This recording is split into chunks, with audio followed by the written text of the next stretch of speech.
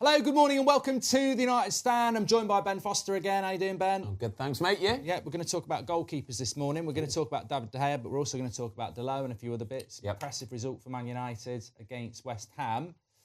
Let's start off with David De Gea. He's been left out, the 55-man Spain squad. He's been left out of that. Some United fans want him to go. Some people saying don't give him a new contract. Was the game against West Ham proof as to what the value is David De Gea is to anybody? He's still only 31. Yeah, I think David De Gea's still got 4, 5, 6 years left in him. You know that, right? He's got that long left still. I know he's a high earner, but we've said this before. I've said this before, that you either go out, and if you want to get a goalkeeper that's good to go, that's like proper, or black, someone like that, it's going to cost you 60, 70 million, yeah? Nobody wants to spend that money on a goalkeeper, full stop, right? So give him another contract. You may as well give him another contract. Do you know what I mean? If David De Gea, in all honesty, probably isn't going to want to lower his wage demands too much. Well, 350 grand a week is a lot, isn't it? It's a lot of money, but I think he's at the point where he's like, right, guys, you either go and spend... He's in a strong position. Do you know that? He's playing really well. It works for the team. So he says to Man United, listen, guys, you either go and spend 60, 70 million pounds on getting a new goalkeeper in, and you've still got to pay him 350 grand a week, or you just keep giving me 350 grand a week for another 2 years. We'll talk about the saves in a minute, but we're talking the bigger picture here. You're saying you give him a new contract. Yeah. One of the big things that United fans have a problem with is that it's his ability to come out the box and his ability to pass out the back. Now, I've noticed over the last few games that we've seen it with Rashford. We're going to talk about Dalot in a bit. There are players that are massively improving their game from last season. And yet, some fans seem to think that can't happen with De Gea, even though it's clearly happening. Yeah.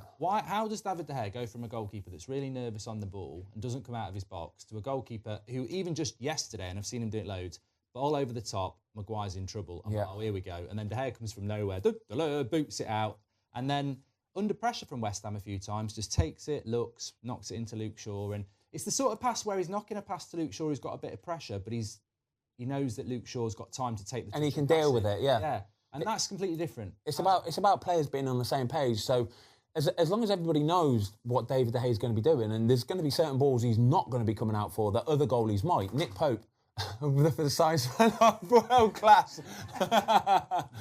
We can keep going, it's fine. As long as everybody knows what he's going to be doing at any given moment, and vice versa, then everybody's on the same page, and that's what it needs to get to, and it looks like it has started to get to that. The start of the season was a bit of a sketchy one, because when you get a new manager come in, he wants the team to play a certain way. Goalie's getting kind of a mixed sort of signal from, not a mixed signal, but it's a different signal from what he's used to getting. Yeah. And it takes adjustment, it takes time to do that. So it looks to me like he's finally settled into a rhythm of playing that suits him and suits the team. So now everybody seems to me like they're all on the same page. That back four yesterday was just incredible. Honestly, absolutely incredible. You spoke about Luke Shaw, absolutely brilliant. The back two, I thought Martinez was fantastic. Maguire did okay. The block he did, you know, people will say a lot about Maguire yesterday, but the block he did in the last second from Bowen. I've not spoken about this, and we'll bring it in because I think Maguire is one of those players that most United fans would like to see go, but, you know, sympathetically or whatever you want to do, they want him to come in and do well. Yeah. Lindelof's ill, Varane's injured, we don't want to lose games. I thought it suited Maguire, actually. Yeah. I thought first half he was struggling. As soon as we had the goal and we dropped to the edge of our box and he's got two holding midfielders and McTominay comes on, I thought it's going to be crosses in the box, we're parking the bus, and that's Harry Maguire for England, bread and butter for him. Back five, balls coming in, and he got better. But you've played the game, Graham Souness. With goalkeepers, look, the Dean Henderson thing, and I want to talk about that save from De Gea, but just on the distribution, because I know this is the thing people at home have got a problem with De Gea. Dean Henderson kicks the ball long for Forest all the time. Yeah. That's obviously coming from the training ground, isn't it? I'm sure Dean Henderson can pass the ball. Yeah. David De Gea, for 3 years under Solskjaer, doesn't pass out from the back, and people think he can't do it. And now he's got Ten Hag, and he's doing it. Is a goalkeeper dictated to by the coach? You know, I remember Courtois was messaging me about something in the summer. He obviously didn't like it. Did you just give a little sniff then when you said that? Courtois was messaging me, my mate Thibaut. Yeah, well, because I said something about it, and he obviously... He didn't like it. I don't know the goalkeepers union, and he sent a message to me saying how he does pass out from the back. But is it dependent? You know, sometimes a goalkeeper doesn't show their qualities in certain areas because that's not the way they play. Yeah, listen, David De Gea's decent playing the ball out the back, but he's got to have defenders who want the ball off him in the first place. I'd say that Dean Henderson is no better than David De Gea at playing the ball out the back.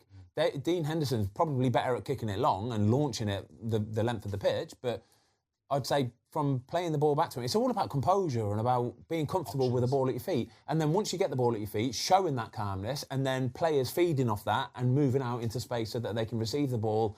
Even like you said a minute ago there about the Luke Shaw ball, where he played it out to him, and he's kind of under pressure, but it's a good ball. Do you know what I mean? A good ball. If you can get the ball to people where they've got time to take a touch and hold their man off, that's a good ball. If you can find a player in no pressure, that's an even better ball. But I don't see it as a necessary problem. But I think at the minute, as it stands, Man United have found a way of playing. They're not going to be the best team in the world at playing the ball out from the back, and teams know that. So whoever they're playing against will try and push up against them. I like David De Gea sweeping up. Yesterday you spoke about the one there when he came running out. For me, Said Benrahma absolutely shit himself and sort of like just left that one. And David De Gea was like buzzing, thank you very much. But no, I like it. The saves that he made yesterday, mate, were just absolutely world class. How good was the Zuma one? Oh, the Zuma one was, stretch. Mate. I thought it was a goal. I was listening to Gary Neville's commentary, and he said, "What a save!" It was almost like it was behind him, and that's what it was. So as soon as he clawed it, and it looked like it was a fairly comfortable save. He got a full hand on it. He got a full hand on it, but he saw it so late. He did. He saw it so late, and that's the reason why he reacted late. But still managing to get there, and that's that bit there is called strength at range, yeah. Because your arm is back there, and when your arm's back there, you haven't got that much power. Right. So for him to still get his arm back there and claw it out and get it out for a corner, yeah, that's the thing. It was beautiful, mate. Yeah. Honestly, what a save! But he just looked sharp throughout the whole game, really, on his toes. Like any shot that comes in, it just looks like nothing's going to catch him by surprise anymore. And I think that's a sign of a goalkeeper who's obviously playing well. Confidence is high, but he's just sort of doing it on autopilot now. Concentration level. Yeah, he's just zoned in. And that's the good thing, isn't it? Because I think when the sign of a good team is a team that, like last week, I said, you know, David De Gea, you can't give him any higher than a 6. He's average. He's had nothing to do. And then yesterday, the forwards sort of don't really deliver because it's not that sort of game, and you rely on your defenders, and he basically stops that being a draw, doesn't he? Yeah, he does, yeah. So, honestly, some of the saves were absolutely brilliant, but then I like the way that the defenders run over to him as well, and they're kind of giving it, and that for me is like team spirit. Once you start getting 2, 3, 4 players doing that all the time, all over the pitch, that is what you want. Everybody pulling in the right direction, because you know that it means a lot to them. I want to give a shout out to Dalot, because I know, like, again, everybody knows he played well yesterday, and everybody knows there's some of his defensive headers, last like tiny little flick overs and stuff like that. That 4 times. He was incredible. He was absolutely fantastic. But the reason I think Gary Neville was buzzing off him so much. But then gave the man of the match to Marcus. Yeah, obviously, yeah, I know. What's that all but about? It's incredible, I know. But he did get 100 goals. It doesn't matter though, mate. This is what being a striker. This is why I always say to everybody: sod being a goalie, mate. Be a striker, all right? You get one chance, you score it. He should have scored He could have scored 2 or 3 other goals. You know what I mean? Didn't. Scores the 1 goal. He had a good game. He wasn't brilliant. He scored his goal. That's all it is. It's sentiment, and it makes me sick sometimes, English honestly. Passport as well. Exactly, yeah. But no, Dalot, I think the reason why Gary Neville was buzzing off him so much, right, is because when you're playing in a back 4, if you're when a cross is coming in from that side, from the left side, for example, you want your right back to be getting in line with a post. So basically, you want him to be inside the posts, yeah? That's what it is. Tony Pulis at West Brom was massive on this, right? He was massive. If a ball is coming in from the left side, the right-sided right back, basically, he has to get back in between the posts, yeah? So he wants the first centre-back on the front post, the second centre-back in the middle, and then the right back on the back post. And he did that every single time, to a fault. But it takes a lot of work to be able to do that. Do you know what I mean? You have to put the groundwork in by actually running and working. It's so easy to switch off and think, well, it's not on my side. I haven't got to worry about it. He didn't do that. Every single time, he got back in, got in between the posts and won every single header. It was brilliant. Yeah, I thought Dalot and De Gea, really, it was a toss-up for man of the match for them, Gary, not Marcus Rashford. David De Gea, it should have been. Yeah, I think he got it on the United Stand website, which was good. But yeah, I think that... so you would give De Gea a new contract? Yeah, I'd give David De Gea a new contract. Like I say, I just think... I think he's in such a strong position. He's playing so well at the minute that it's a no-brainer, really. It just works. You know what I mean? Sometimes when it just works, don't go looking elsewhere. The grass isn't always greener. Genuinely, the grass is not always greener. David De Gea is always fit. He is always fit. And for a goalkeeper to always be fit and play every single minute of pretty much every single season is a rare thing, yeah? So you could get another goalie in who could be in and out, injured, this and that, all that kind of stuff. David De Gea will give you 6 or a 7 every single week, and there's a lot to be said for that. Sign him up, says Ben Foster. You know what they did? It just does make a good point for once. Remember what we did with Schmeichel. Schmeichel went, Bosnich came in, Barthez came in. It was years in the wilderness until Van der Sar came in. With goalkeepers, as you know yourself, there's a fantastic goalkeeper at Porto called Costa, who's a ball-playing, or singing or dancing, but you bring him into the Premier League, it might take him 2 months to get used to everything that's... 2 years, things to get used to, or he might flop completely, whereas with David De Gea... Playing in the Portuguese league is a lot different to playing in the Premier League. You know what I mean? The Portuguese league, especially when you're playing for one of the big boys like Porto, who most of the time you're just going to have possession of the ball and it's comfy and it's chill and it's lovely, and you're not getting put under pressure and you're not having aerial balls and all this kind of stuff. Playing in the Premier League is the hardest league in the world for a goalkeeper, mate. Honestly, all these foreign goalkeepers that come from Spain or even Germany, they don't get put under nowhere near as much pressure as Premier League goalkeepers do. The amount of balls that you have to deal with over the top, into the box, corners. Like, you could be playing Villa, you could be playing West Ham yesterday. The quality of the corners into the box are frightening. You've got to be on your toes 24/7. And a lot of the time, mate, Spanish-Portuguese goalkeepers don't fancy that. They don't want to be coming off their line and punching and trying to catch among players' heads and stuff like that. Like I say, David De Gea has found a way of... He's not going to necessarily come out for absolutely everything, but he knows what he can do and he knows what he can't do, and there's a beauty in that.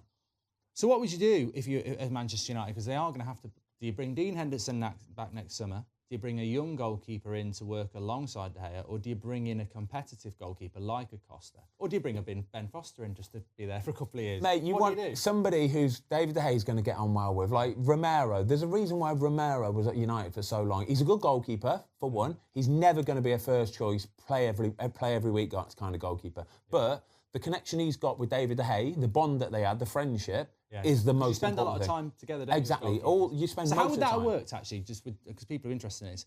All last year, Dean Henderson's like, I should be number one, I should be number one. But apparently had a good relationship with De Gea. Yeah.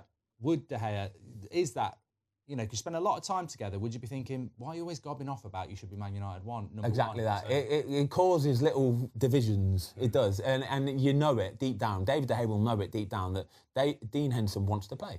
And he knows that. And he knows that deep down, Dean Henderson will be sort of sitting there watching, thinking, I need a chance here, I want a chance here. So you need a hierarchy with goalkeepers. You need to know your number one, you need to know your reserve. You don't want a situation where someone's desperately trying banging to on the door all the time, yeah. No, you want... I think... everybody's different. There's certain people like competition. They like to have somebody really sort of like nipping at their heels kind of thing. David De Gea strikes me as not that kind of guy. But who is Ben? What, Liverpool, it's Alisson, doesn't matter who comes in. Ederson at Man City. Yeah, true. Ramsdale at Arsenal. Lloris at Spurs. Pope now at Newcastle. Chelsea, all right, it's a bit...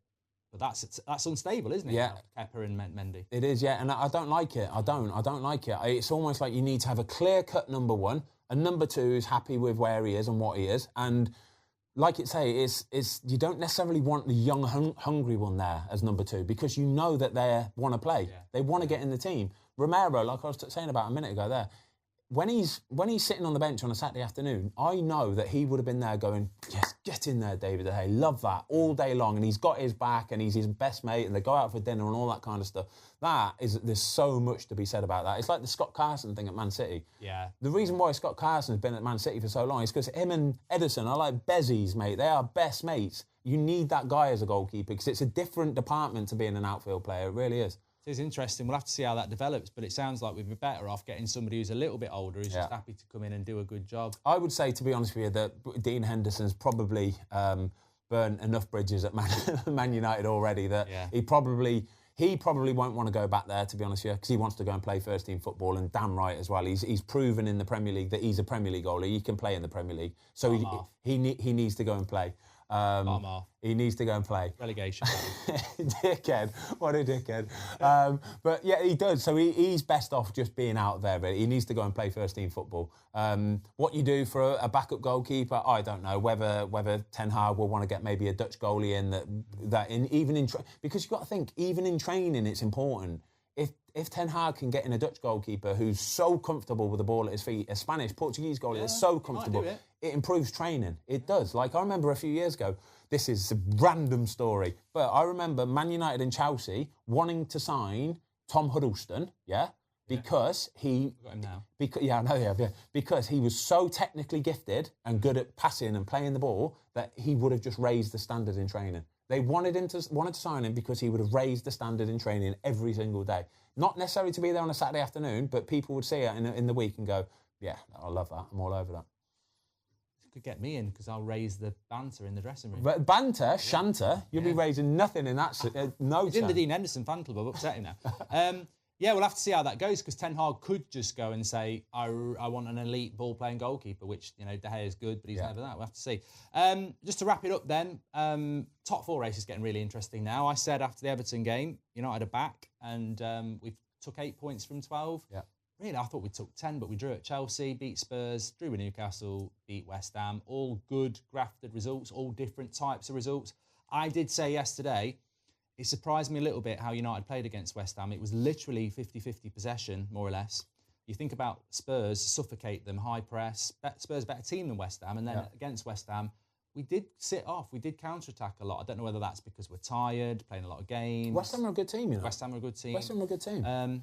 But that top 4 race is looking interesting now. You dropping Man United in there yet? Yeah, just about, I think. It's up for grabs, isn't it? Yeah, I think, like I say, we're a third of the way through the season now. And Chelsea a little bit, Tottenham just have probably failed to impress all season long. They're up there. Even though they're up there, I don't know how at some points because they're not impressing really.